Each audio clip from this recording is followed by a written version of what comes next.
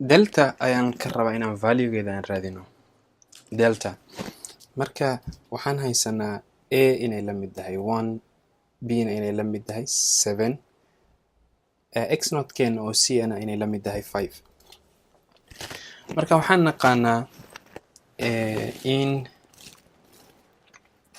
x markii c laga jaro x minus c absolute-ka x minus c wuxuu ka yaryahay mar kastaba delta, wuxuuna ka weyn yahay 0. marka middan waxay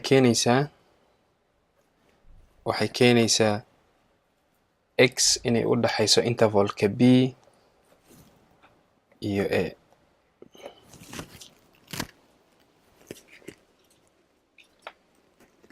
x inay u dhaxayso intervalka b iyo a.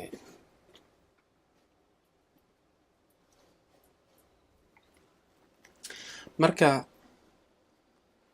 waxaan hadda rabnaa inaan raadino deltadaas. marka a-deenu waxa weeyaan waa 1, b-deenuna waa 7. marka sifaan u helno deltaga waxaan soo qaadanaynaa ii sheegtid constantgeena kan oo waxaan leenahay c constant c haddaa ku dartid delta waxay ku siinaysaa upper limit-ka oo b ah.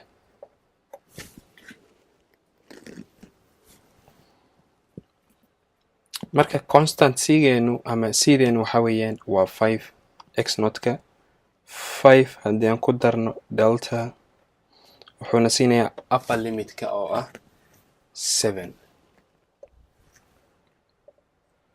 marka delta waxay noqonaysaa 7 minus 5. 5 haddaan dhankan geeno 7 minus 5 oo 2 ah. marka deltada dhankan waa 2, dhanka kale aan ka fiirinaynaa oo ah lower intervalka oo c-da haddaad soo qaadid oo aad ka jirtid delta waxay ku siinaysaa lower intervalka oo a ah. a-deenuna waa 1. marka waxayna siinaysaa a. c-deenu marka waa 5,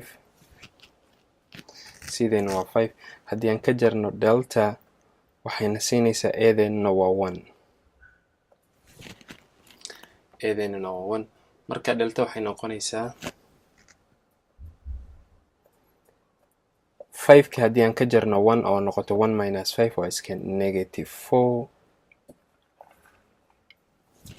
marka delta waxay la mid tahay negative, delta waxay la mid tahay 4 divide by negative divide by negative.